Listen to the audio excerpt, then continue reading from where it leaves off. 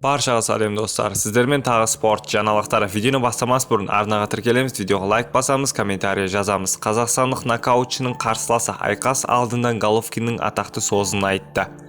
Екінші жартылай жеңіл салмақта польшалық боксшы Дамьян Вреженский қазақстандық Сұлтан Заурбековпен болатын жекпе-жекке қатысты пікір білдірді. Заурбек Вреженский кездесу 7 желтоқсан Уитфордта, Ирландияда өтеді. Бұл жақсы айқас болады. Қарсыласымның жекпе-жектерін тамашалағанмын. Ол асау, жылдам әрі жылпос сияқты. Техникасы мен жұдырықтасуы дағдасы тамаша. Демек біз керемет жекпе-жек көрсетеміз. Болжам айта аламын. Бокста бары болатын білесіздер. Рингке көреміз. Жалпы қазақстандық боксшылар өте мықты. Геннадий Головкин орта салмақта ұлылардың бірі есептеледі. Қазақстанда боксты қалыптасқан жақсы дәстүр бар. Бұл бізді айқасты қызықты ете түседі.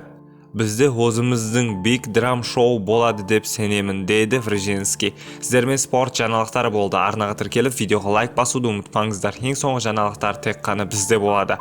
Жақында жаңалықтардың барын білетін боласыздар. Баршаға рахмет, сіздермен спорт жаңалықтары болды.